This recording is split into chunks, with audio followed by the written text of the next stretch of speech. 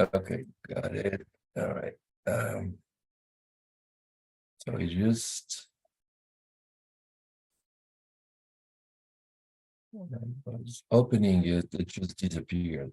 So I'm not sure.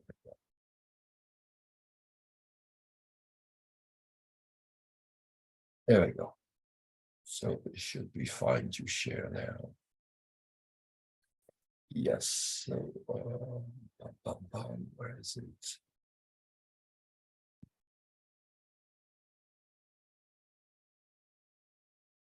All right. Okay. Can you see my screen? Yes. Okay. But it's So it opened on your not on the slide. You opened yes. something else. Yeah, because I went through the okay, so let me try to do this correctly. Because I opened it, but it didn't show up when I shared it. I didn't have it, and I don't know why. Store video. I don't know why it doesn't. Let's see. So let me try something else.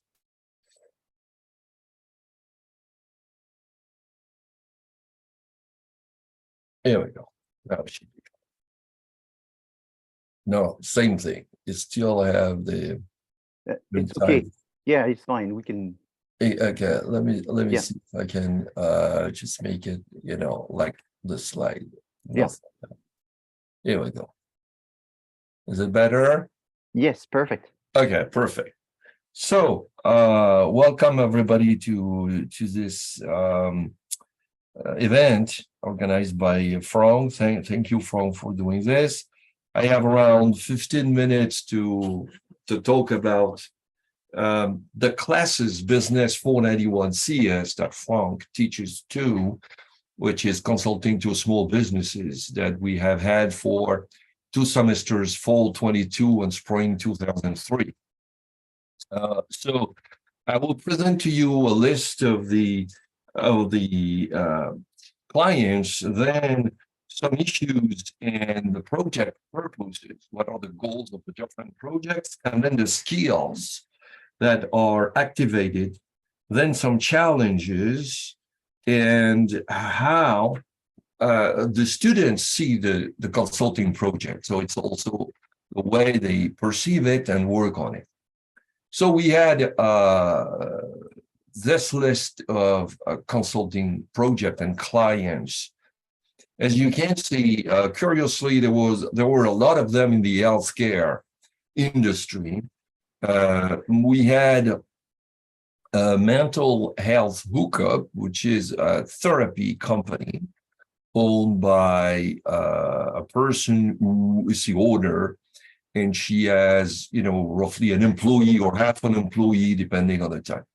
We had another therapy company, which was called Joyful Therapy Group, where the owner, the client, contacted us, and she has around 6 or 8 therapists as her employees working to deliver therapy to people with mental disease. We have Jazz Hands for Autism, which is a nonprofit, and this organization is helping people with autism to find a job in the entertainment industry, and especially the music industry. So they're delivering education, training, placement, job placement for them, right? And we are Calmado. I put this in the healthcare because it's a company which sells candles. So why candles in the healthcare industry? Because these candles have a healing effect on the people who breathe it or smell it, right? And it's an interesting company. It's a company we just started, and the owner is selling a lot of these candles at a very high price. Now, second industry is entertainment culture. Here we have Quick Culture, which is a company organizing tours in museums and events. They have 2 employees. The company has 2 employees. Flix House is a company which is delivering streams of movies on its platform. And there is one employee, well, there's the owner, and he wanted to develop the company. Senior resident activities is relatively original company because it is a person who is a coordinator for a building, for 2 buildings where senior residents live. And this person organizes activities, recreational, entertainment, educational activities for these seniors who are most of them more than 70 years old. So they are, some of them do not have family, they need help. And the budget was cut completely, divided by 10. So the problem became, how can we make these activity sustainable? The Holland Market Flour is a company which is a wholesaler in the flour market. I didn't know it existed, but it's the company which supplies your retailers, right? And the consulting project valuation, last one, is an original thing. It is an internal project where we try to understand what was the quality of the projects delivered and how satisfied with the client. It was, in fact, an evaluation of our projects, of consulting projects. So in the issues, of course, each company, each organization has different issues. But as you can see, the big elephant in the room is development. These organizations want to develop their sales, activity, program, traffic for nonprofit, profit, number of employees. They want to grow. And they have like peripheral issues that are connected to the issues of development, like the management of resources, the succession, because some of these organizations are run by people who are in their 70s and they are thinking about retiring. So they must have someone to continue. Marketing, of course, very important. Marketing is something that is always present in these projects because these small organizations do not know how to reach out to the market. So they need the students to help them. And then financial resources, especially for one of the consulting project and the evaluation of consulting project as well. The more interesting are the resources, the skills that the students need. And number one is really analytical skills, the ability to do a diagnosis of the situation. That's the most difficult that students have to do. But then, because it is about the development of organization, then they have strategic management as a discipline and to understand what are the possible modes of development of an organization. Marketing comes very close to this too, very important, because they need to understand what is the connection of marketing and strategy. So the positioning of marketing is connected with strategy. If you want to have a low cost strategy or a differentiation strategy, for those who know a little bit in strategy, then your marketing will not be the same. You're not going to distribute in the same outlets. You're not going to have the same value to the brand. You're not going to have the same pricing in the same place, right? The 4 P's of marketing. For some, there is also HRM knowledge about hiring employee, developing employee, training them, and motivating them. Organizational structure is also something which is useful in organizing the way, in determining how an organization is going to be structured. Succession, we're not used to this, but succession, you need some HR element. You need also some psychological element to understand what the owner wants. What is the profile of the individual that he wants or she wants to succeed, right? To succeed and succeed to he or her, to him or her. Financial resources, and this, I put this creativity here, but creativity is really across the board. It's a skill that is difficult for students to acquire. Not knowing the answer to a question and not knowing how to find the answer to a question. So you want to develop a company. What are the ways of development? You have to create them. You have to think out of the box to create possible ways. So you have tools in strategic management that helps you, given you dimensions along which you can see the development. Theory of evaluation and data collection and processing are important, but also you have to these skills for all the different aspects, because student teams must collect information, must process information through primary research or secondary research. I try to give you a kind of synoptic view of the skills that are necessary, and I gave 1 cross to 2 to 3 pluses, the more pluses, the more, of course, right? So you see strategy, marketing are very high, but also creativity, innovation, and data collection, of course, and evaluation. So we need all these skills for this project. So some of the challenges that the students are facing, and the other actors of the project as well. First, the client's responsiveness and information communication. Believe it or not, clients call us and then sometimes do not give us information or are not available, which is weird. Say, why? Right? They have their own busy schedule, and they are sometimes reluctant to give information because they consider it confidential, or sometimes they don't have time and they are not available for meeting either. More generally, there is an ability to listen and to cooperate with the team, and some clients in this matter are more difficult than others. So when you would select a project, there is a list of criteria that we must respect. And it's not always easy because it's difficult to find clients. It's not that easy. Surprisingly not easy, because it's free, right? But clients are not always jumping to us, right, to be in our projects.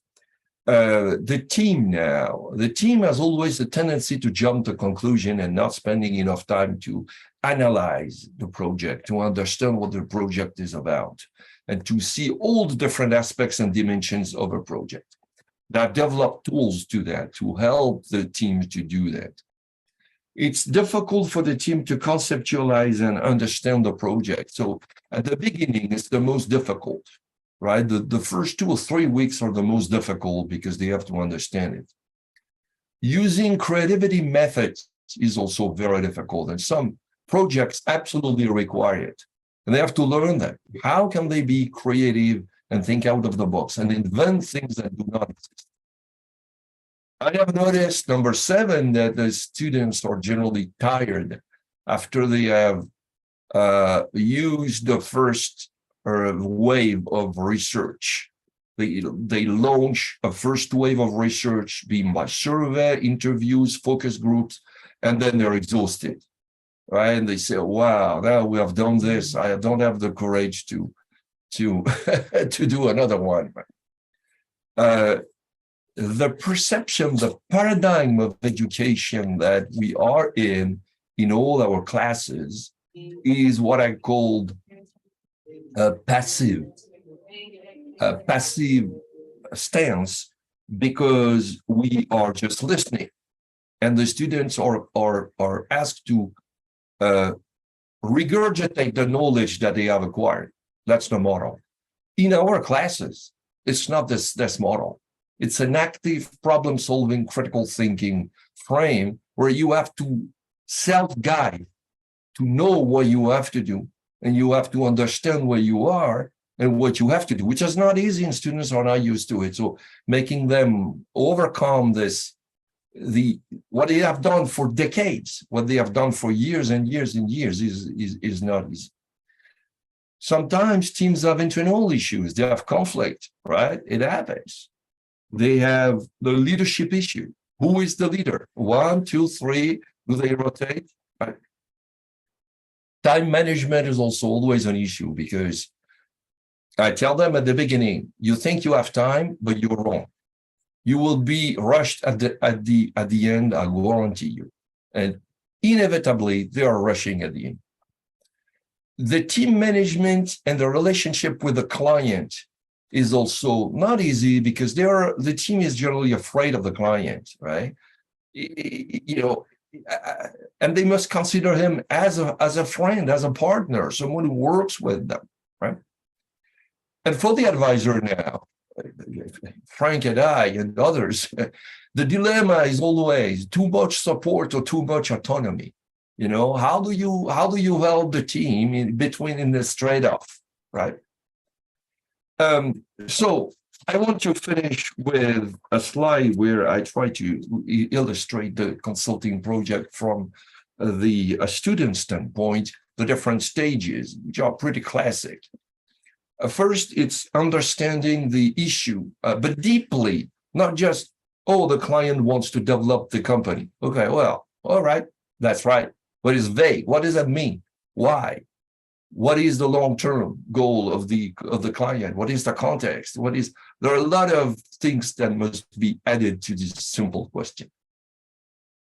All these elements, putting together, articulated, give a birth to the team roadmap, which is a document that shows in an articulated and structured way what are the different stages, what is the goal, what is the purpose, what are the deliverables, and what is the methodology that the team will follow to deliver the deliverables and to solve the fundamental issue of the client. The implementation of the roadmap takes 2 or 3 months. It is the bulk of the project, where the students collect information from various sources. They compare, they make decisions, they analyze, they extract conclusion, they extract finding, they extract recommendations, and then they discuss with their partners, the client, of course, and the advisor. Then the time arrives, and my phone just wrong because I was just 15 minutes. So I'll finish in 30 seconds. The recommendation to the client must be designed in a way that are operationable, that are doable, feasible for the client. So they must be justified, they must be ranked, they must be prioritized, and they must be integrated into time with a plan of action, because the client needs to know what to do next month, 2 months, 3 months, 6 months, a year, 2 years, over whatever time is needed to implement the recommendations. And of course, you have the communication to the client, the report. We have a final presentation, but also what's going on post-presentation, additional explanation, contact with the client, evaluation of the project quality, and preparation of the next consulting assignment. Sometimes the client is coming the next semester. Yeah. And with this, I want to thank you, and I've finished my presentation. I hope it was useful and that you get some good ideas from these different elements. Thank you for your attention. Thank you, Daniel. Thank you. This is it's brilliant. Thank you. Yes, brilliant, because it's funny. It makes me feel like, when sometime I spoke to some veterans, military veterans, and then they tell me it's not the same when they speak to non-veterans versus when they speak to veterans. They don't really have the same level of understanding. So I'm absolutely rejoiced hearing you, because I understand every word, every message that you're sending in here. It's very, very important. And it's not just about teaching to the students, it's also managing the project and managing the client and managing the students with the clients. These are the type of little issues that you don't get with the simulation, because you don't have the human factor. But when you think about it, with the world, the way the world is going with AI and so forth, what's going to make the big difference between working strictly with AI or working with people is the nuances that you can get from people to people, versus the AI doesn't give you those nuances. The AI may have the highest IQ, but it doesn't have the EQ, the emotional coefficient of intelligence that is required for managing those projects. So we see a lot of these going on. And so we have to deal with all of this. And that's why I find it very interesting, because it's always somewhat different. But every steps that you've mentioned are the steps that we can always expect. Trelisa, are you able to share the? I need to be made co-host. Oh, you're not co-host yet? Mm-mm. Okay.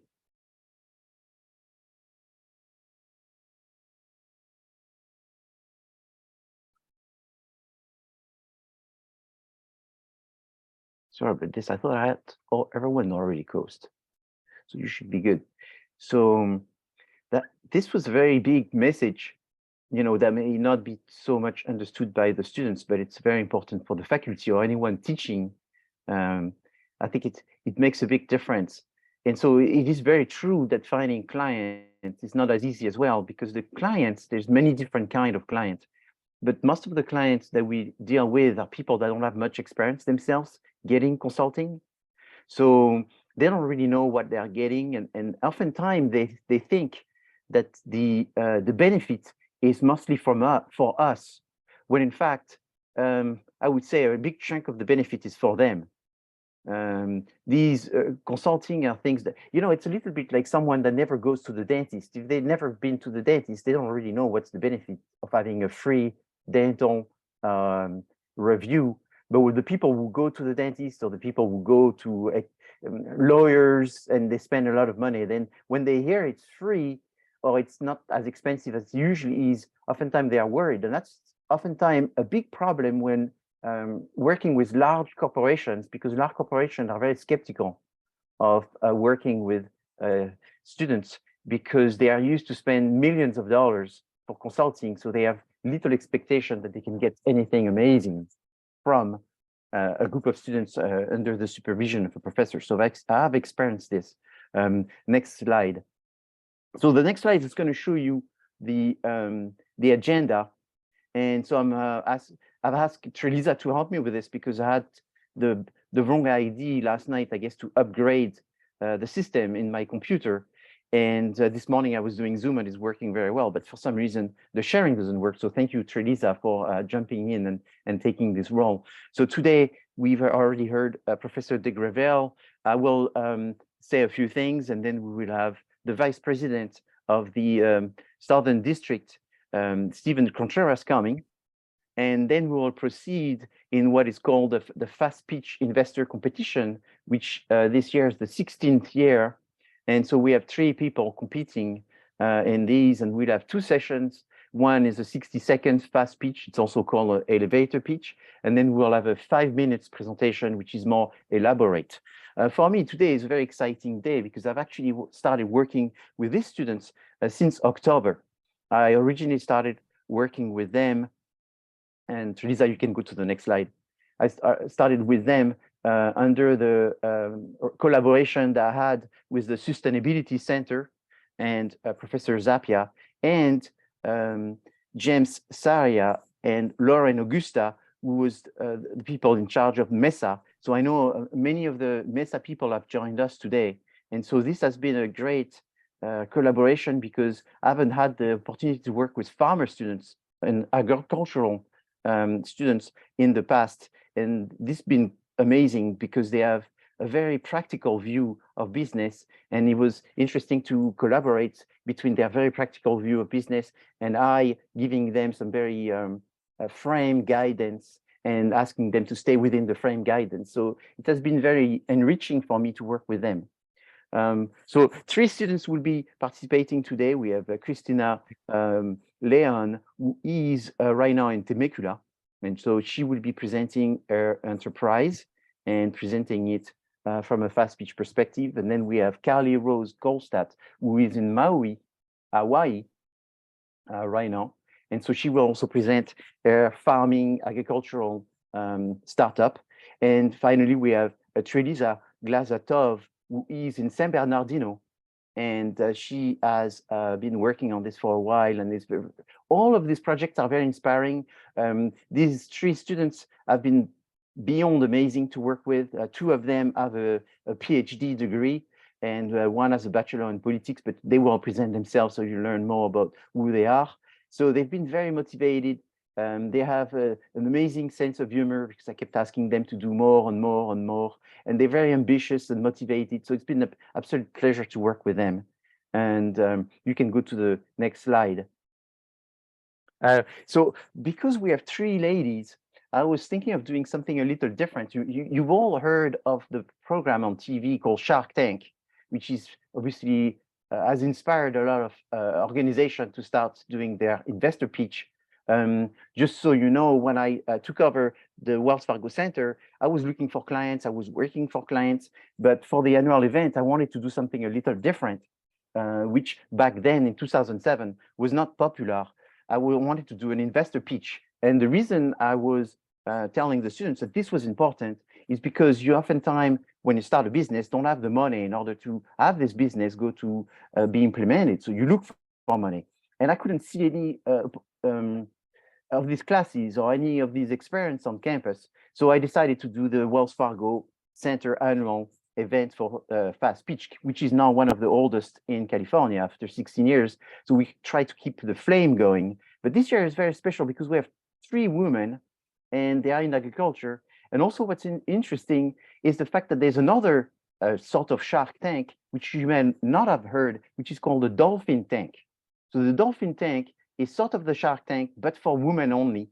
So I'm in contact right now with the Dolphin Tank because I wanted these ladies to prepare themselves as if they were going to go to the Dolphin Tank afterwards. So there's the possibility that they may go to the Dolphin Tank afterwards. And that's something that we are looking at.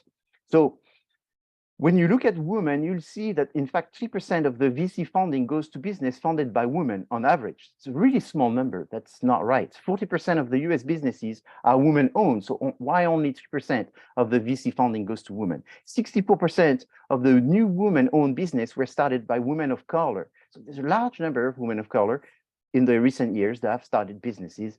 And Black women founders receive only less than 0.27% of all the VC funding. So 64% of the women are starting businesses in 2022 in America.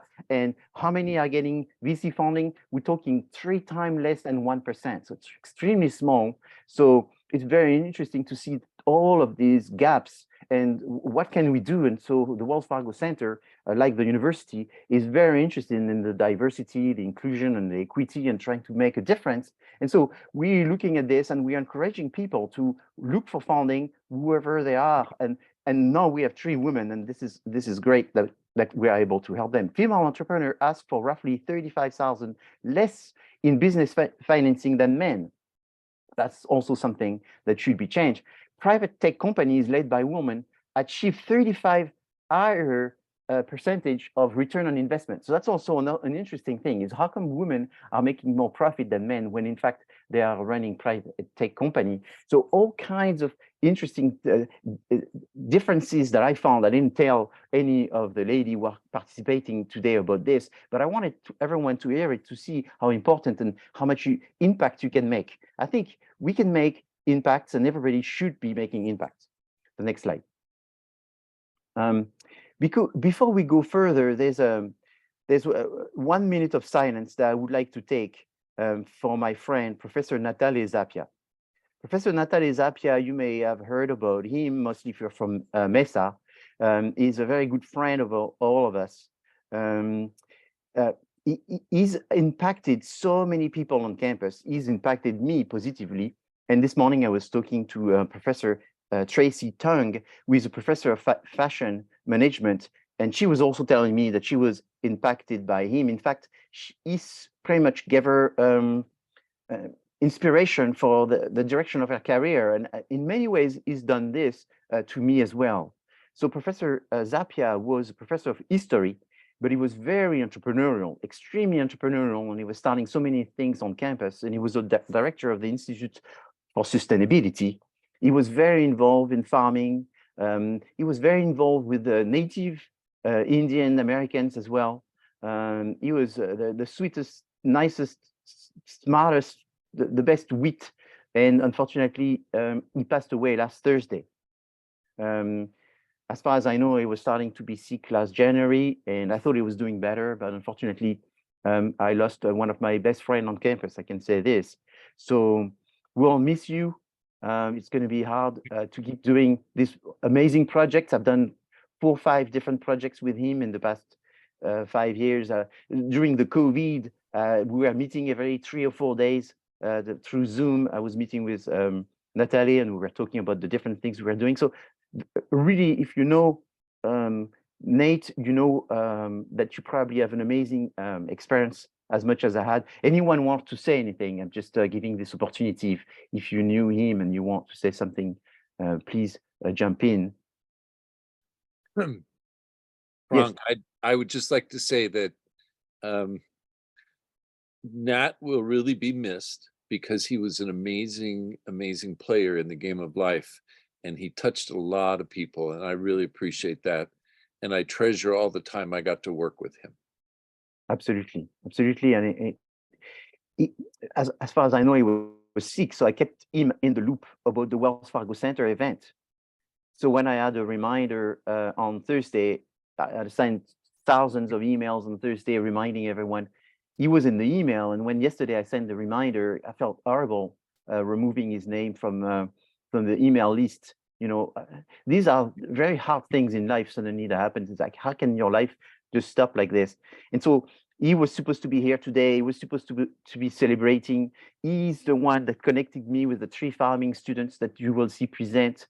So all of this was inspired by him about a year ago, because he came to this event and he says, hey, why don't you do it with farming students? I'll hook you up with MESA and we'll do it together and so forth. So I can't believe that the inspiration for today's students and presentation was started by Nate, and he just passed away just a few days ago. So an amazing professor at CSUN, and I'm really sorry to see him go. So if you don't mind, we'll give him a 1 minute of a prayer to just do in his memory today, because we've got to do this to the people that we care.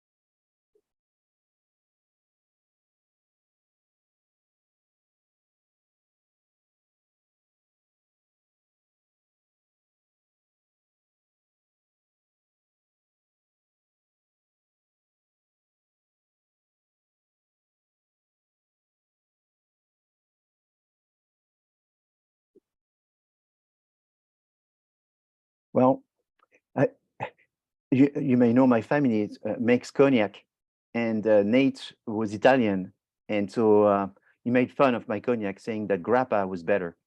And unfortunately, I never had the opportunity to drink my family's cognac with him to prove him that cognac is much better than grappa. But you know, maybe in some other time we'll catch up with Nate. That's for sure. All right, the next slide, please. So what do the center do? Well, we look for clients, we collect clients, and then we share these clients with the faculty who are interested to work on clients. We have different kind of clients. Some are large companies, some are international, some are local, some are minority owned, some have few employees, some are startups. The startups are much harder to work on oftentimes because we have less information and there's less guidance. The students are oftentimes not very experienced, so the less information and background they have, the harder it is for them to work on it.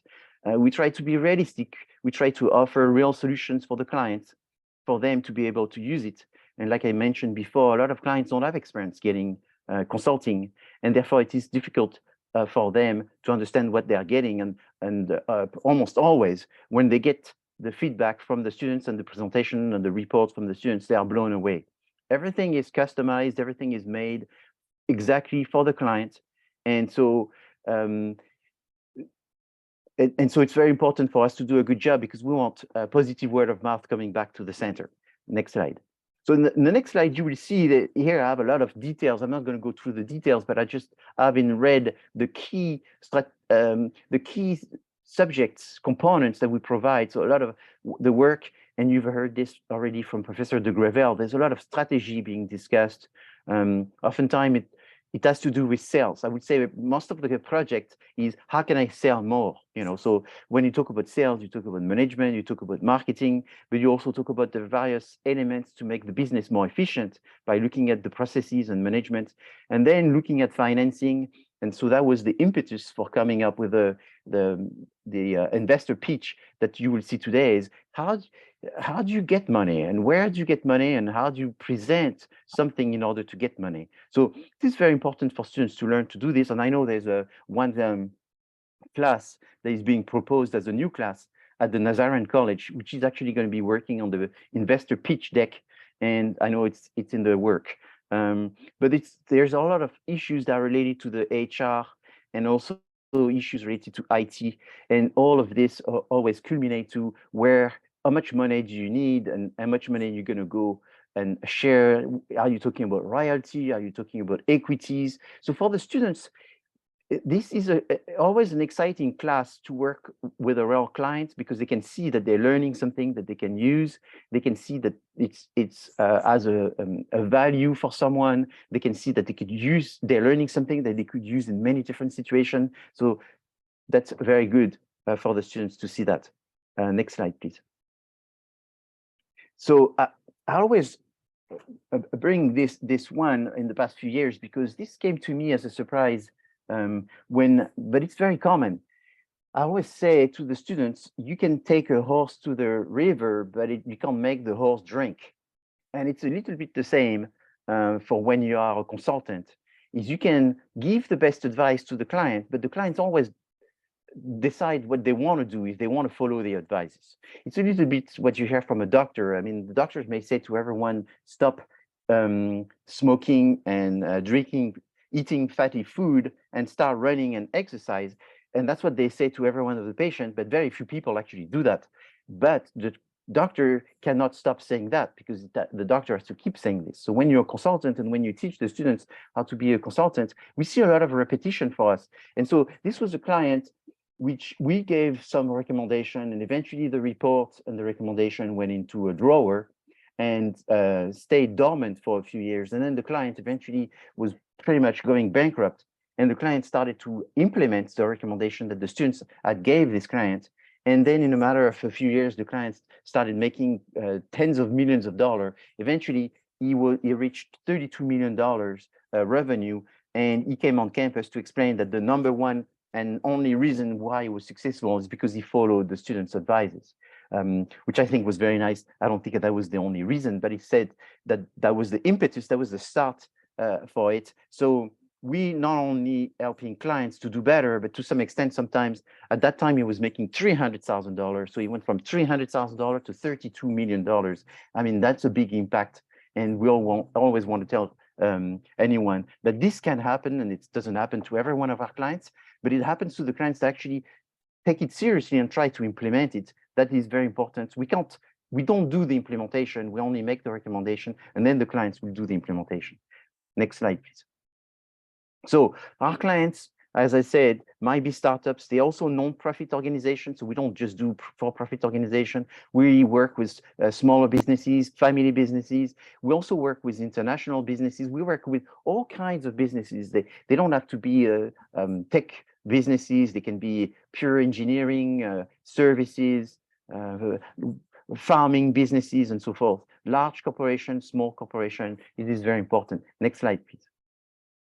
And so this is a summary. I'm not going to mention all of these. You've already seen the clients from Professor de Gravel, but it's just to give you a little feedback on the project that we've done. We've done about, I think there's 33, 34 projects. So this was a good year, and thinking like a farmer, I would say this was a good harvest. That's a lot of projects, a lot of professors got involved. There's a number of professors that were new at doing this. Thinking specifically about Professor Nora Moran, who started working on client projects, and I know she, that was new for her, and now she's doing it pretty much for every one of our classes. So that's exciting to see a new professor joining in to do a project. But we also have Professor Kisor that did quite a large numbers. And then another new professor that started this semester, spring 2023, is Professor Smith, who took quite a large number of projects as well. So we have more and more professors, newer professors joining in. And so it's great to see professors getting engaged with clients that we are actually able to find. Thank you. Next slide. So just to very briefly to talk about some of the projects that I worked on. So a variety of projects. So one that was last summer, it's called A2 Milk Company. So that's a company that makes $2 billion sales. So it's not a small business, $2 billion sales. This was a different ball game. It's a very different ball game getting a client that makes $100,000 versus getting a client that makes $2 billion. The client that makes $2 billion oftentimes are very skeptical, like I mentioned, of getting services from a university. Most of the time, they think they can only get this kind of services from Harvard and Yale and UCLA and USC and so forth. So they were very surprised that they didn't know Northridge even existed, and that we had such a thing as a center, and that we had such a thing as providing consulting services. So I was very excited to be able to break in their misconception and change the stigmatization that those CSU don't work with large organizations. So we work with them, we give them some advices, and if you actually go to the store, you find their milk pretty much everywhere. And some of their milk I've seen recently have sort of changed very much close to the suggestion that the students gave them last summer. Open Garden was a business which was a startup, and in fact, it was a startup from Professor Zappia and his colleagues, Richard Lee, which had to do with an application that was telling people where they were gardens that they could visit close to where they were. So all you have to do is to put a zip code, and then it will give you information on various markets that gardens, sorry, that you could visit, and the history of those gardens, so forth. So we help them with that, and we hope that this project will keep on going with Richard Lee now being the director of this.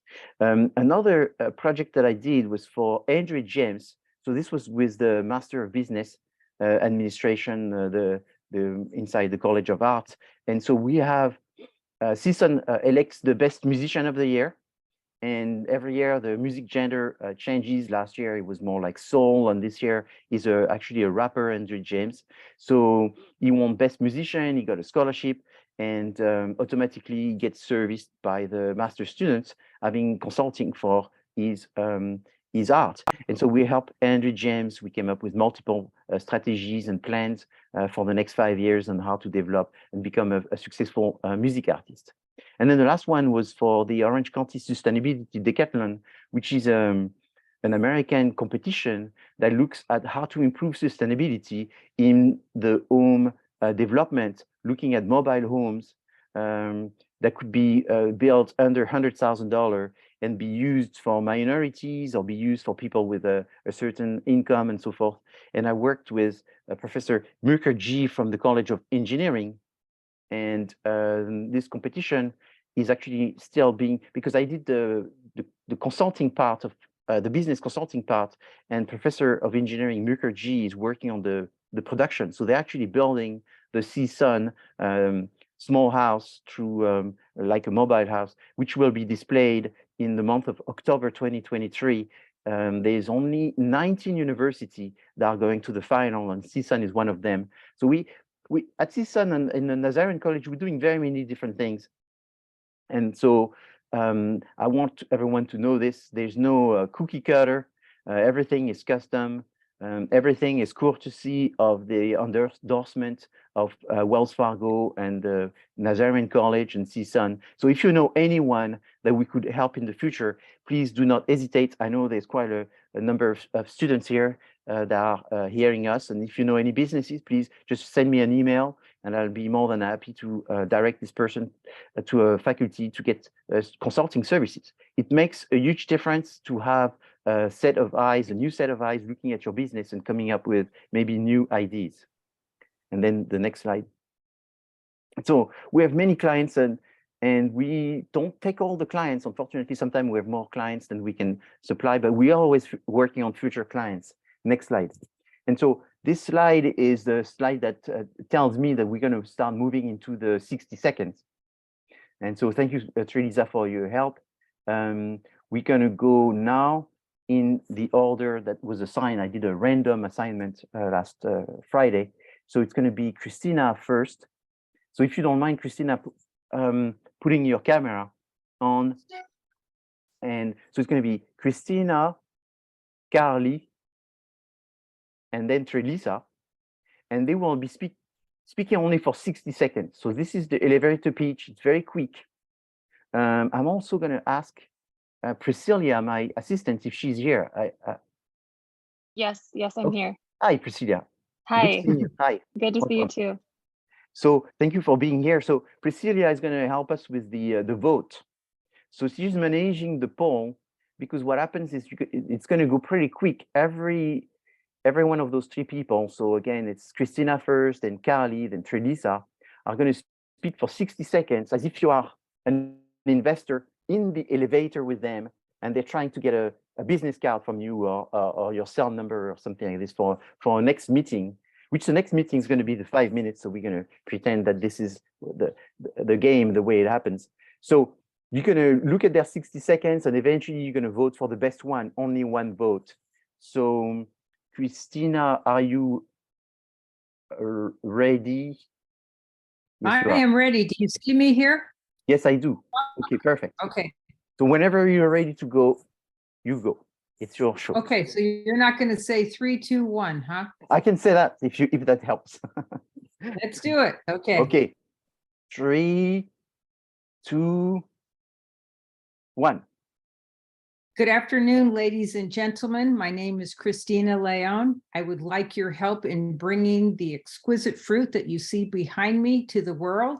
It is a unique and exotic citrus variety called the Wong pomelo.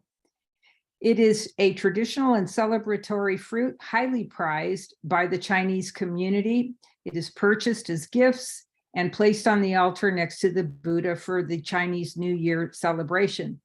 Rancho Soledad, our family-owned business, is the sole producer of the fruit in the United States. Our mission is to produce fruit of high quality, blemish-free, and of exquisite taste. I will share 50% of my profits over a 3-year period with a marketing consultant who opens new sales opportunities, and specifically to local casinos. That 50% will reduce to 15% in subsequent years, as long as the relationship between company and customer is maintained. I welcome your input and suggestions. Thank you for your attention. Great job. Wow. Now we'll have Carly. Carly, are you good? Yeah, can you guys hear me? Yes. Yes. Awesome. Hopefully you also don't hear all the roosters in my background. Neat. Can you give me a Yes. countdown? Okay.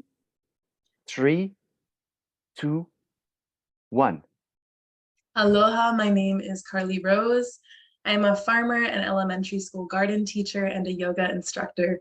I have a degree in political science, and I have certifications in agroecology and mental health first aid. I'm passionate about regenerative farming, rebuilding the soil, and the humans stewarding it. ESG, short for environmental, social, and governance, is the largest compliance which enforces best practices in the workplace. The higher the score, the better the ESG the company is deemed to have. The S of ESG addresses employee health and well-being. I have farmed 75-hour work weeks. I have watched the bodies and minds of farmers around me degrade rapidly. In Hawaii alone, 48% of farmers have experienced some degree of depression. So Rootcraft's purpose is to give large-scale agricultural operations simple and authentic methods to preserve the well-being of their employees, in turn raising their ESG score and increasing their profits. I project a revenue of $400,000 after 3 years, and I'm asking $100,000 for 20% equity in Rootcraft Consulting. Thank you for listening. Excellent job. Great, Carly. Okay. Now we have Trelisa. Yes, you do not need to count me in, Frank. Okay. You're just going to make me more nervous. Okay, that's good. That's good. I'm good though. I'm good. Okay, imagine that bite of food that excites all your senses, making you feel warm and fuzzy inside. I'm going to tell you herbs and spices is triggering that memory. Our mission at Jaja Living is to grow and bring affordable, culturally appreciated herbs and spices straight to the kitchens of Black families and others. There are over 650,000 households in San Bernardino County and over 61,000 Black families. Access to herbs and spices that connect to Black culture is not just about where the store is, but also do they carry what we want and need. The current US market is a $35 billion industry dominated by mass-produced, often stale herbs and spices. Black families want food experiences that taste good and that speaks to the histories that have been shared and passed down. Frankly, we prefer quality herbs and spices that make meals into memories. My company is seeking $50,000 in investment to help establish our hydroponic infrastructure. In return, we're offering a revenue sharing agreement and the opportunity to be part of a thriving industry that's growing 3% annually. With your support, our company will help amplify the flavor in your family meals. Thank you. Great. Wow, great job. Well, a real pleasure teaching the students. They are just amazing. They so positive, amazing listeners. It's been a pleasure. So let's take a few minutes for everyone to vote. So Priscilla, maybe you can, oh, excellent. You can guide us through this. Yes, go ahead and take your votes.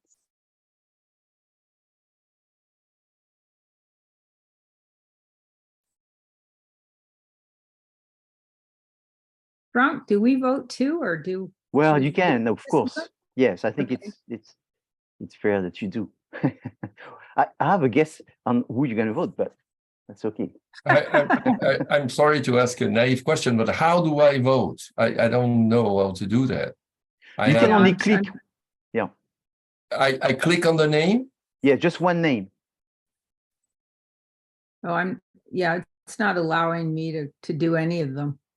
Okay, it's just giving me a poll. Okay.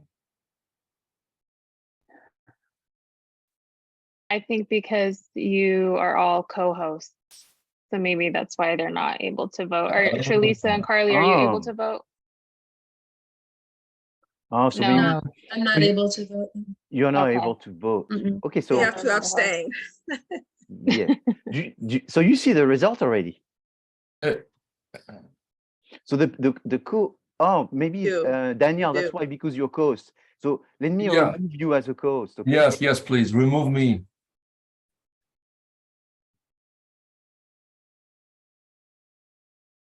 All right. Okay. Now you can. Now I can vote. Yeah. Well, this feature was not that way before. That's amazing. So the co-host can actually see the result. So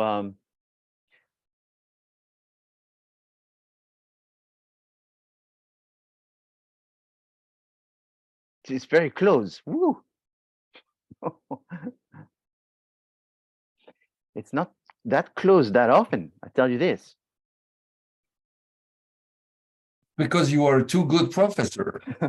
Oh, I don't know, but it's like super close. it looks like 20% of your participants aren't voting. Yeah. Or So more. Yeah, we still got about 24 people that need to vote. Professor, can you resend it? I accidentally closed it. Oh, you know what? I don't know. If I'm oh no, so you able go to- at the bottom, it says Me polls. too. Just click on the button that says polls. If you don't see it, just click on it's next to share. Found it. Thank you. Excellent. Yes, please vote. This is great that you're participating. We need to hear your opinion. And so we will have the exact same thing afterwards for the 5 minutes.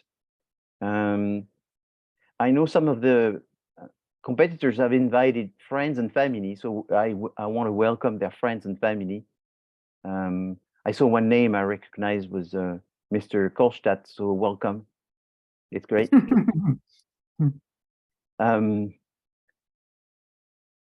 20% So people from all over the US, it's amazing. And that's the reason why we did Zoom, is because we wanted everyone, since we have a competitor in Hawaii, Maui, exactly, and so forth. So this was the way to proceed. That's thanks to this new technology, we're able to have everybody join at the same time. Are we doing, Priscilla, with the numbers? Are we still missing some people?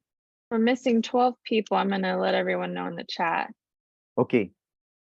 And so what I would like to do is also welcome Stephen Contreras, the Vice President of Wells Fargo. Are you here? I know he had different meetings during lunchtime, so I'm not sure if he's available at that time. Hi, Professor. Yes. Oh, you're there. Oh, perfect. Good to have you. Thank you. I appreciate it. Thank you for coming. I'm sorry I didn't know you before, so I'm glad to meet you today. That's Likewise. awesome. Thank you for taking the time during the lunchtime. I know you have a busy day, and also Argish is away, so you end up having to take your share plus his share at the moment. Yeah, it's my honor. I do appreciate the invite. So how long have you been at the Wells Fargo? So I've been with Wells Fargo over 26 years. Oh. I'm a CSUN alum, and I support 11 branches in the northern part of the San Fernando Valley. It includes all of the Northridge and Granada Hills area. And I have to say that this is very inspiring. Small business is a huge passion of mine, and really giving back to entrepreneurs, because as all of you are aware, all of the money that's invested in any small business, it goes right back to the local economy, jobs, betters, life, skill sets, whatever you're looking at. And that's something that we're really passionate about. And I'm really honored to represent Wells Fargo and acknowledge the partnership that we've had with CSUN. And it's very special, near to my heart, being that I'm Yes, an alum, and I for sure. live a couple blocks away from CSUN. And me and my wife both graduated from CSUN. So it's definitely an honor, kind of bringing things full circle, to Yes. hear these inspiring presentations today. And I'm really excited for all three of them. Yes, you see, we very much enjoy this relationship with the bank. It's just amazing that we've had this going on for 20 years now. It started in 2022.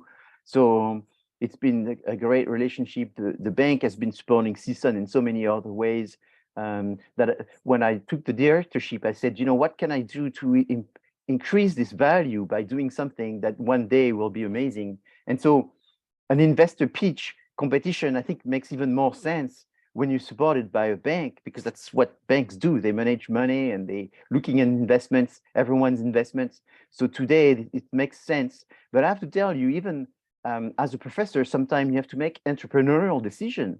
And so this was an entrepreneurial decision that was not 100% well received, because nobody was doing investor pitch. So when you start doing something that nobody does, you always have people that are questioning it, that are quite skeptical. So I tell the students, entrepreneurship is not just starting businesses. Entrepreneurship is nourishing existing businesses. You could be an entrepreneur in a 100-year-old business, because you have to be entrepreneurial. And it's not just about business, it's about everything you do. I mean, even finding your spouse at CSUN, you have to be entrepreneurial. So entrepreneurship is so many things. Finding a job. So a lot of students are looking for a job. And this mindset is very, very important. So that's what we try to bring in the Wells Fargo Center for Small Business and Entrepreneurship. And we're delighted to do this. And we are relating to all the businesses. A lot of them are local to Northridge, obviously. But we help businesses that overseas. I've worked on overseas businesses. I know Professor de Gravel has worked with overseas businesses. So we're doing this. So there's no cookie cutter, but every one of these business that we take care of, I can tell you that the name Wells Fargo is carried with quality, because we are very conscientious and very proud of the work, and very proud of our students. Our students are go-getters. They have a critical mindset. And so it's great. So you're right. It's full circle. It's wonderful to have you today. And anything else you want to add? Any interesting projects you're working on right now? Not necessarily. I mean, in my role, I support the branch banking network, and we obviously support all sizes of business owners. And I love the comment you made about, how you define entrepreneurship, and it's not necessarily starting a new business. And I think one of the many lessons that a lot of small business owners learned really quickly during the pandemic is, having to pivot, having to find how to continue their business, whether they're still doing and providing the same service or product as they were pre-pandemic, or they've made a full 180 pivot and really finding that niche, and taking advantage of an opportunity that's in front of them, and then the bank providing the resources that we have to our small business community is something that we're really passionate about. And I'm just really excited to have, partners such as yourself, Professor, and all of those that are on your team that, really continue to support small business. I also sit on the board of the Valley Economic Alliance, and, their mission is very similar to really help those that really don't know where and how to access resources to help them, whether it's a startup business or a business that's a mature business that's looking, to pivot, to grow, to expand, or brands or a business that's experiencing some hardship and just needs that little push to get them over the hill and get them back to a healthy place. So I'm like I said, small business is in my blood. I'm not a small business owner myself, but I've seen a lot of successes. I started my career in San Fernando in the Pacoima markets, looking at grassroots small business owners that were running businesses out of their garage, and how they've really matured into a full-fledged business, hiring employees, and really making that impact in the local economy. So hats off to you and to your entire team and to the program at CSUN. It's definitely very inspiring, and I just love to see small businesses grow within, not only within San Fernando Valley, but within at a larger scale as well. Yeah, it's very important, and it's true. There was the pandemic, and this word became very popular, to pivot. And now I see another type of trend. It's the post-COVID, but it's the post-COVID with all the world turmoil and the change of order. It's another pivot that's happening right now. And I think because of the election coming next year in America, there's going to be some strange momentum for businesses, and the consumers buying power starting to change, and all this it's a challenge for businesses.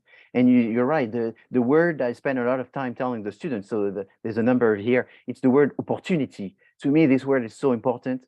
And so I tell them to be in love with the problem and not to be in love with the solution.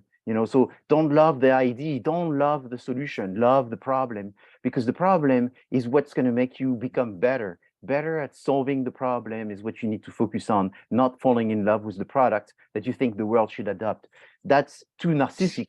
Don't be narcissistic. Focus on your customers. What they care is what is the most important. So thank you for taking the time to jump in today. Absolutely. Thank you for the invite. Thank you very much. So we've got all the votes in. We've got all the votes in. Well, thank you, everyone. Thank you for paying attention and having all the votes in. I mean, I've, like I said, this is the 16th year. I've never seen it like this. I almost need to get my glasses to see the result because it's so close. It's like insane. It's very in close. Fact, it's beyond close because there's two people that have the exact same score. Yes. Wow, crazy. So in fact, Carly and Cristina got exactly the same score. The exact amount of points. So 28 and 28. And Trelisa is 26, which it's essentially the same. So which means, so you haven't had the experience I have had, which means that the 5 minutes is going to be what's going to separate everyone, just so you know. Because normally there's already a big separation here. And what I've seen in the past is sometimes the people that win the 60 seconds are not the one that win the 5 minutes, and they don't do as well in the 5 minutes. And then the whole thing pivot to some other result that you can predict from the 60 seconds. But here, the 60 seconds doesn't predict anything. You all are exactly at the same level.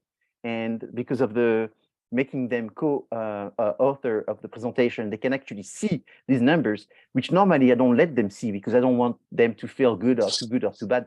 But now it happens that way, so they know.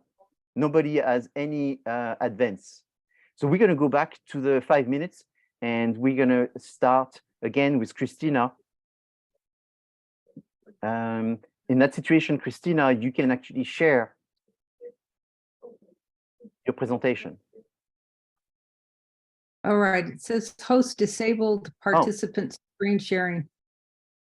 Okay, so let me go back to this to make sure that everybody is back in there. Okay, Cristina. do we have two Cassandra Kolstads? Okay. Okay, so Cristina, did you call yourself Cristina? Just Yes, hold Okay. on a second. Okay, hold on. Let me rename myself. Okay. Yeah, my screen here we go. Okay. Oh yes, now I see you. I couldn't see you before. Perfect. Okay. So you should be good to go now. Whenever, do you want a 3, 2, 1 or whatever you? No, not yet. Let me make sure that you can see what I'm I Yeah, not have. yet. We can't see you yet. Okay, because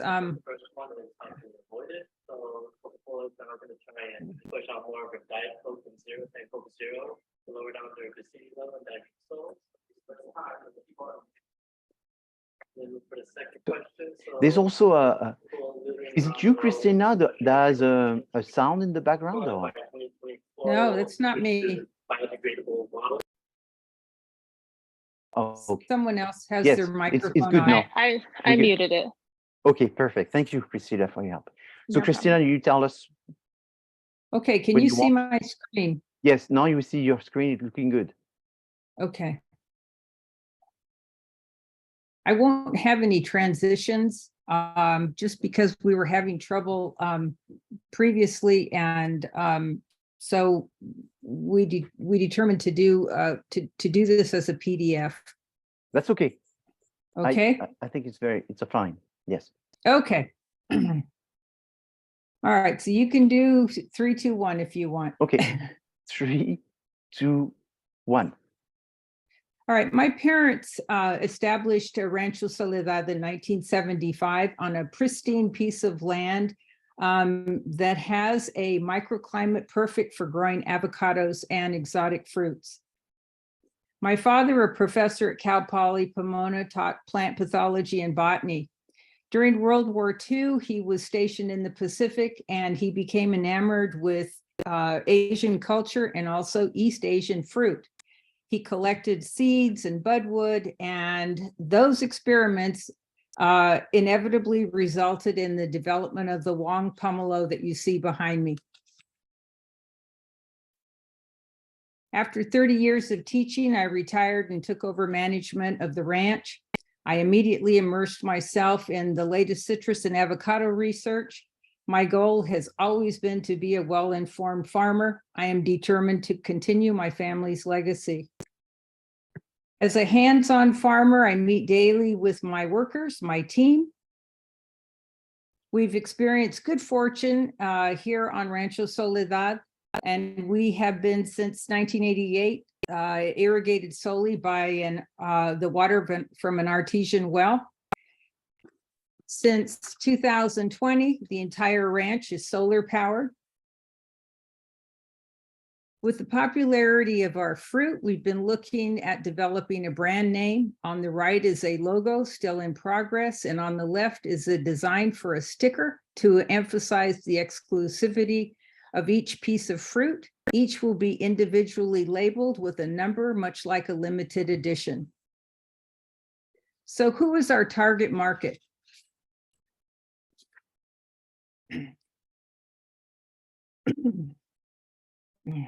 What you see here are the states that are highly populated. That is the purple states, highly populated by Chinese American population. Also, if you would take a look, there are little white dots that are a major Chinatown in each of these states where Chinese Americans congregate. We know that Chinese Americans make up 5.5% of the, 5.5 million people, 25% of the total Asian population.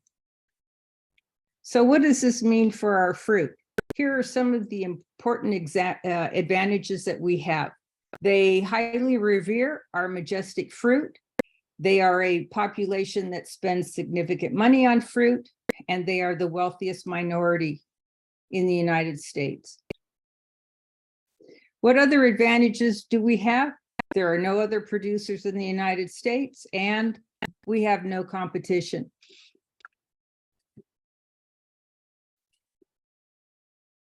Having a pomelo in one's household during Chinese New Year represents abundance. It also represents the wish, may you have everything you need in the year to come: wealth, longevity, good fortune, profits in business. This fruit can weigh up to 6 pounds. And what you see here is what the Chinese community wants in its fruit.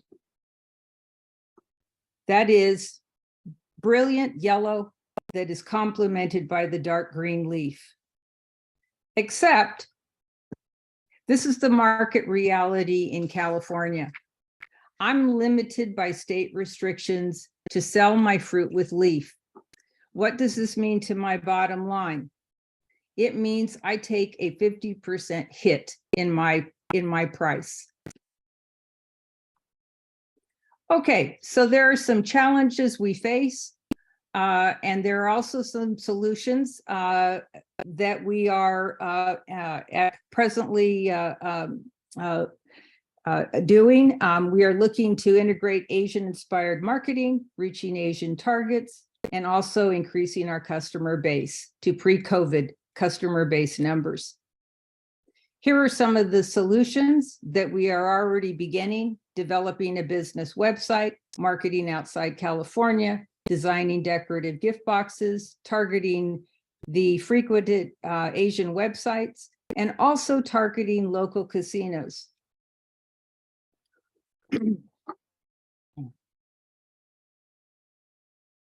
Here we're working on an Asian-inspired website with a focus on 2024 Year of the Dragon. It's vital to design a website that's easy to use and is visually appealing to our target market. We have contacted translators who will translate the website into Mandarin and Cantonese.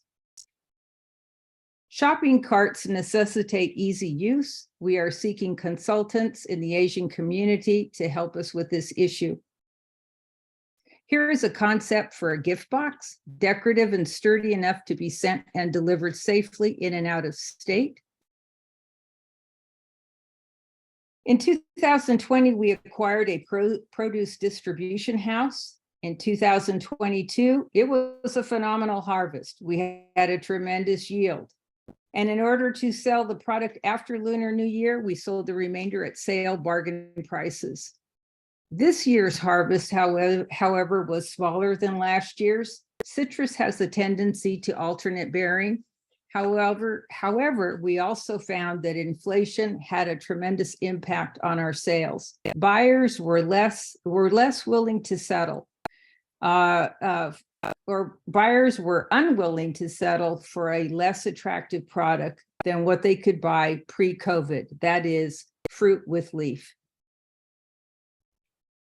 Because of the sizable Asian and specifically Chinese community that frequents the casinos, we looked to establishing a profitable relationship. The casinos you see in the chart are local, transportation costs are minimal, and we can deliver in a moment's notice. Based on my consultations with CSUN's business department, we created these forecasts. Capital uses are comprised of two areas: production investments. We look and plan to expand our pomelo plantings to additional blocks of land and install an overhead watering system to combat the high heat temperatures. Commercial investments will concentrate on website development, creation of gift boxes, and targeting Asian markets. Finally, I have a niche product with which we have only scratched the surface of its potential. We seek new avenues for marketing, both in and outside California. Thank you very much for listening today. Now, are there any questions?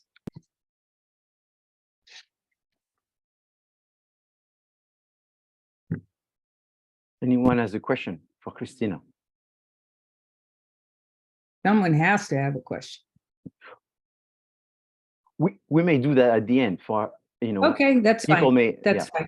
fine. Or you can put your question in the chat. Okay. So yes, in case you have a question, put it in the chat. I will move to Carly's presentation and I will look at the question and we can do Q&A through the chat or at the end. Carly, I don't see you yet. Oh yes, you're here. Hi. Hi. I'm going to stop Christina's sharing. Thank you so much, Cristina. You're welcome, Carly. I look forward to your screen. Let's see.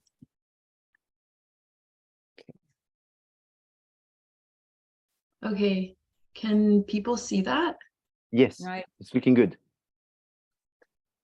All right. Once again, my name is Carly Rose, and this is my company, Rootcraft Consulting. This is a brief agenda of what we're going to be going over in today's presentation. Once again, we're going to start with ESG, environmental, social, and governance. ESG measures corporate compliance with a code of ethics that supports the well-being of our society and our planet. So 80% of the world's largest companies are reporting exposure to physical or market transition risks associated with climate change. And the graph in the bottom left shows a recent study done by Harvard that projects that people investing in companies with high ESG ratings will double from 4.5 trillion in 2021 to 10.5 trillion in 2026. And just to give you all an idea of how big ESG is already, over 90% of S&P 500 companies publish end of the year ESG reports. So the social category in ESG relates to labor management, and even though it's often the most neglected of the three categories, 88% of customers will be more loyal to a company that supports environmental or social issues. So how does this relate to the agricultural world? Agriculture employs more than 22 million people in the United States, making it the country's largest employer. And the agricultural industry provides a livelihood for around 40% of the world's population. Agriculture, food, and related industries contributed roughly $1.264 trillion to the US gross domestic product in 2021. And the agricultural industry is the single largest consumer of our limited freshwater resources at around 70%. So on the left, this is some research and some papers that I've written about the S in agriculture. And on the right is a picture of me working alongside some H-2A workers that came from Mexico that truly taught me the meaning of working hard in agriculture. These boys worked oftentimes 75 to 90-hour work weeks. They were in the fields at night with headlamps on. I frequently saw them working through injuries. They worked without any overtime. They worked in the United States for 9 months out of the year without seeing their family. And they also didn't speak the language. So accessing resources was incredibly difficult for them, even going to a grocery store or being able to access healthcare. So I truly believe that farmers' bodies matter. So let's nourish the people who feed us. This is a brief introduction on me, and I have been teaching yoga to farmers for around 2 years now. This is a slide with some of my accreditations, and on the left is an organization that I'm part of through the University of Hawaii. We recently hosted an event in East Maui with a group of farmers where we talked story, we shared seeds, and we came up with some new approaches on how to use self-care in farming with the community. This is my company, Rootcraft. And the way that Rootcraft works is we look at a company, and I'll use Dole, based in Oahu, for an example, a company that is looking to increase the sustainability that they practice in their workspace. The first phase would be the awareness phase. So we would go into the company, we would talk to their employees, we would figure out what practices they already have in place. And then the design phase would be developing a customized plan of how we can approach improving the way that they take care of their employees.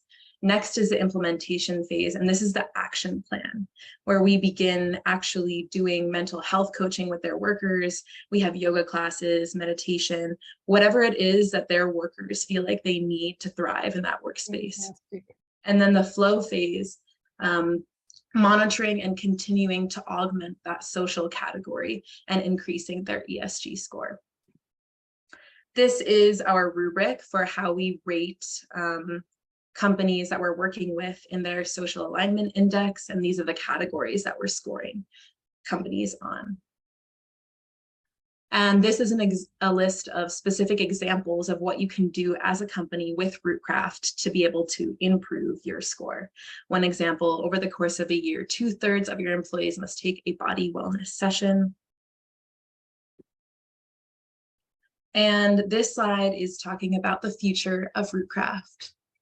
So the serviceable obtainable market, we estimate an average of 20 clients in Hawaii, including Dole that we mentioned before, and companies like Mahi Pono that own about 40,000 acres in the Central Valley of Maui, and Tropical Fresh Plantation. And the serviceable addressable market would be ESG influenced farming businesses within the USA. And then the total addressable market would be ESG influenced food system businesses in the United States. So the next steps, year one for Rootcraft, building the website, traveling and educating the community on services, beginning to interact with ESG scoring companies about the rubric and the certification, and then gaining first clients on Maui.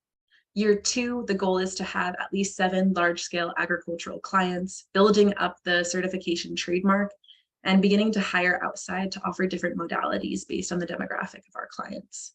Year three, the goal is to have at least 20 clients within the islands to broaden the scope of the modalities further, and to have that trademark backed by several ESG scoring companies. So the investment proposal is $100,000 with 20% equity and a return in 5 years. If anybody has any questions that they want to email me about after the presentation, here's my contact info. And a special thank you to Frank and Nick for the photos. And I think we're doing questions at the end. So yes, we'll do. There's already one, and we'll ask that one question to everyone at the same time. But okay. Unless there's specific questions for Carly at this time, or we'll keep it at the end. We'll keep all the questions at the end so people have time to review that. Let's move. Good Thank job. you. Very good job, Carly. Let's move to Trelisa as the last Right. presentation. Pulling up the rear, pulling up the rear. Good job, Carly. Yes, very good. Thank you. Move some things out. So you can also start when you want. Okay, and my screen is showing, of course, right? Yes, it's showing very good right now. Okay. All right, well, thank you for this opportunity to present my new business venture, Jaja Living Herbs and Spices. I am Trelisa Glazatov, owner of Jaja Living, and I love food. I love food because it affects me physically. It makes me want to actually walk and go home to go get it. It affects me mentally because it brings up happy memories, and it even affects me spiritually, allowing me to express gratitude and comfort in this meal. I started this business because I wanted to reconnect with my family's use of food as a way of transmitting stories, ways of being, and joy. So if you're like me, you have a favorite meal that's going to make you pause after you take the first bite so you can fully concentrate on what you're eating. You want to smell it so it can send you back to that happy place, and the burst of flavors that come through brings a smile to your face and a to your lips. Now we know there's a lot of things that need to happen to get you to that moment of joy. right? The ingredients, particularly the herbs and spices, can be used on something like chicken and transport you to a different part of the world and into a rich cultural experience. Like using ginger for a sticky chicken in parts of Asia, or basil for stewed chicken from northern parts of Africa, to peppers for jerk chicken from the Caribbean. Flavorful, quality herbs and spices are central elements to the food experience. But if you walk down your market aisle in your local town, you're going to find products that you don't know where they came from, how they were grown, and how long they've been sitting on the shelf. At the market, there's a lack of diversity of herbs and spices that connect families to their food heritage. In 2019, 40% of the US population lived more than a mile from the food store. Most racial and ethnic minorities live closer to the food stores than white individuals, which mirrored the composition of the neighborhood, either urban or rural. But when we think about choice, we know that access is part of it, right? Where's the store? How much is the food? But there's also this acceptability element that plays a part in choice. Acceptability has to do with preference, culture, mood, and your health status. And this is important because a lot of folks talk about outcomes related to choice and circumstances. We need to acknowledge that both of these factors, acceptability and accessibility, affects our diets, our health, and our food security. So Jaja Living is aiming to bridge this gap of access and accessibility by offering a unique selection of herbs and spices grown ethically and sustainably to reconnect Black families with their rich culinary heritage and to support the community. We're going to stand out in the industry because our product lines are going to be tailored to the cultural preferences of Black families. This is important because the business is about raising the cultural capital of the Black family's food experience, whether it's the family who prefers quality herbs, or the chef that's inspired by the African-American experience, or using herbs and spices for our wellness, or even contributing to the supply chain with high quality, sustainable products. This market is a $35 billion market in the US and is expected to grow 3% over the next 10 years. The demand for diverse and authentic food experiences is growing, along with the awareness of the health benefits of herbs and spices. The direct sales channel holds the most significant share of the global market at 63%. The California market is $4 billion. So Jaja Living serviceable market at a target of just 1% of the Black population in San Bernardino County will account for over $200,000 a year. We want to position ourselves to tap into the underserved niche of cultural herbs and spices by using both traditional and innovative growing strategies of small land farming and hydroponics, which will allow the company to scale production and to extend its growing season. We also are going to partner with suppliers and producers to bring our product to the market sooner and to start building our brand. This business is a movement of using foodways as a central element in how Black folks reconnect and strengthen all that binds us to our families and to each other. It's about good herbs and spices, it's about good eating, and it's about good times. So we are seeking to partner with others who understand the importance of the abundance of cultural capital. Now, with our hydroponic farm, Jaja Living projects earnings before depreciation, tax, and interest of about $13,000 in the startup years. Our profit margin is expected to increase steadily as we optimize our operations and expand our market size share in San Bernardino County areas. We're going to generate revenue through direct sales of small batch, fresh and dried herbs and spices through e-commerce and a mobile farm truck, as well as selling bulk fresh herbs for wholesalers and spice processors. With that revenue growth from direct and the wholesale market, this will enable the company to break even in year 5. So we are seeking $50,000 to support the start and scaling of Jaja Living and achieve those ambitious goals. The funds will be allocated towards purchasing hydroponic infrastructure, increasing production capacity, and launching targeted marketing campaigns. In return, we're offering a revenue sharing agreement with over 25% profit and the opportunity to be part of a thriving industry. We're also open to equity returns for the right investor aligned to our mission. So, Jaja Living presents a unique opportunity for investors to support a profitable, high-growth venture that's committed to community growth and cultural empowerment. By investing with us, you are not only contributing to the success of a pioneering brand, but also affirming more vibrant families and communities that cherish their rich culinary traditions. Thank you for your time. Thank you, Trelisa. Great job presenting. Very good. Could you put my slide, the last one that talks about the Clydesdale, since you still have the sharing? And I would like to say, before we vote, I would like to announce the winner of the Clydesdale. But before I do this, I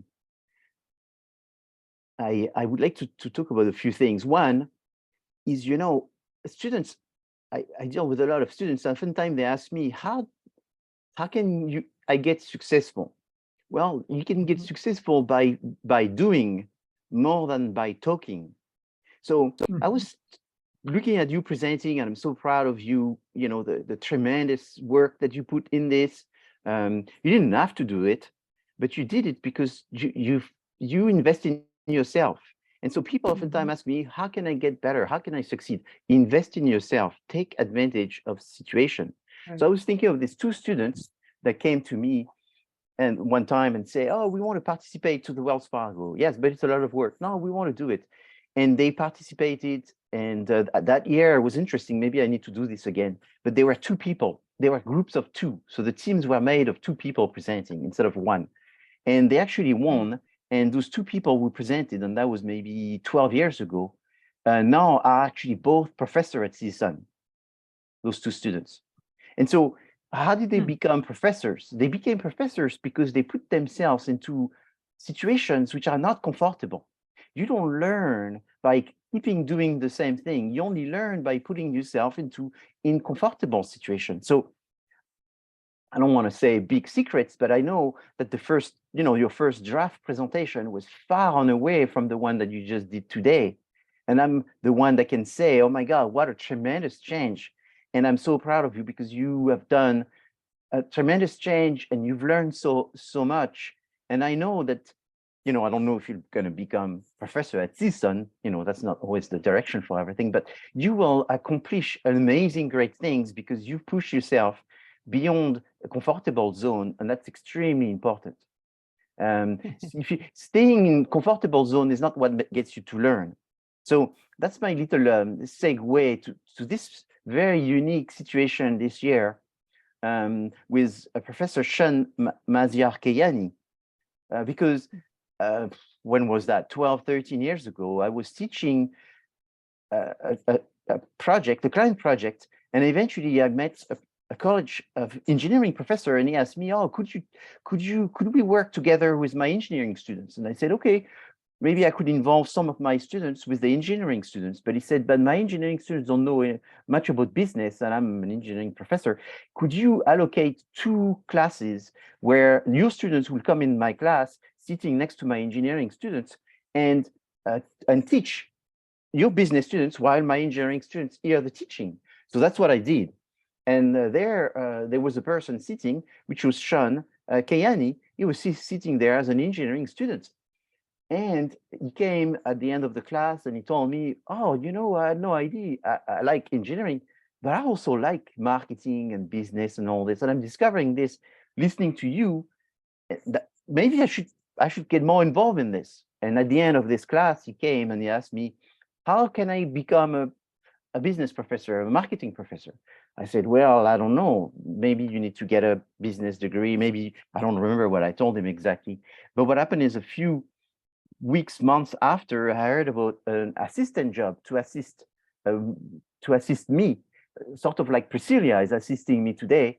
And so he came to assist me as an assistant professor, to assist me with looking at the papers and reviewing the papers and blah, blah, blah. And next thing you know, then he became an adjunct, and eventually this year I did the Clydesdale, which is looking at the professor in the College of Business. So we have more than 300 of them, who's actually teaching the largest amount of students. And the winner of the Clydesdale in the Nazarian College of Business is actually Sean Kayani, who was my student, like I said, a few years ago. But that's what I'm trying to say, is that you doing something beyond the call of duty, and that's how you get to learn, and that's how you get to be uncomfortable, and that's how you become someone that eventually you are able to do things that other people are saying, what should I do to become successful? But what you have to do is you have to do like Trelisa, Carly, Cristina, Sean, Priscilla, all of these people get into uncomfortable areas, and then within a short time, I mean, we're talking just about a bit more than 10 years, you win the professor that teaches the most students at the Nazarian. So Sean, are you still here? Yes, I'm here. Do you have something you want to say to inspire the students that are listening, and congratulations? Thank you. That's amazing. Thank you. I would like to say thank you to you and everyone else in this meeting. I appreciate the award. And also I would like to say that I'm honored to be a part of this college, Department of Marketing. It's been a blast. And I really mean it. It's been fantastic. It was 14 years ago that I was working with you. Yeah, 14 years ago. So yes, to expand on what you said, yeah, challenging yourself is the way to go. So whenever you feel uncomfortable with your learning, that's where you should push yourself and learn and do more. I think that's the key. Because if you back off because simply something is not very comfortable, that's where opportunities are going to disappear. So that's all I have. And thank you so much again. Thank you. Thank you for going through, and we're delighted to have you as a professor. I've enjoyed going in your classes as well, and it's been always a pleasure to interact with you. You are an amazing assistant and now an amazing professor. It's just great. It's very, very good. And I just want to tell everyone that it's not because I'm a marketing professor and it's rigged that it's another marketing professor that won. It's just the numbers. We actually collected the numbers from every department, and there's nothing is rigged. It's it's just a coincidence, and it's a great coincidence. It's nature turned out to be that way. So thank you again. Do you have your mug? You like your mug? Yes, I have it. It's right on my desk. Yes, right here. And thank you for that. Yeah, it's beautiful. Wonderful. Thank you. Excellent. Thanks again. You're welcome. Now, let's go to voting. Priscilla, can you help us back to voting? Are we good to, we just press on the polls? What should we do? Yes, I'm going to launch it right now, and everyone can go ahead and start voting. All right. Whoa, at the beginning, it's kind of crazy. You see the numbers fly and it goes all over the place. Frank, do we participants get a mug? I like that. We need a mug. We need a mug. It doesn't have to have our name on it, but yeah, it would be nice to have a mug just to remember this this experience. Okay, well, I take new ideas and I will definitely implement this. Maybe we should take the few minutes left to answer these questions. There was James, could you actually come forward and ask your questions? Thank you, James, for your trust in letting me work with your students, because that's really very much what happened at the beginning. Is you were nice enough to trust me and say, okay, let's see if we can help the students. So how we can work this out? That's been really, really good. Thank you for your trust. Yeah, I guess first of all, I just want to say thank you to all the work that everybody's done to make this happen. And I also want to shout out Dene Drummer. She was one of our lead mentors for all of the business planning fellows in applied area ecology with MESA. And so, yeah, just my question was really about what was, I think some of you answered the question in the chat, but what was the most challenging part for you to overcome in this preparation for the pitch process? Oh. So yes, go ahead, Cristina. Maybe you want to answer. What was the most challenging part to prepare for this presentation? I think the most challenging part was cutting it down and just rehearsing so that you got it to 60 seconds or just below. Yes. At least, I found that the 60-second pitch was probably in some ways much easier than the rest of the presentation. Yes. And maybe in your situation, I would say, constantly focusing on your need being the business sales need and focusing on this versus elaborating on the production and agricultural piece, which is maybe something that you know very well, but the audience, the investor audience doesn't need to hear as much, right? And you have to constantly hold yourself and focus on the sales. Yeah. What about you, Carly? What was the thing that was the most difficult, your biggest challenge in this?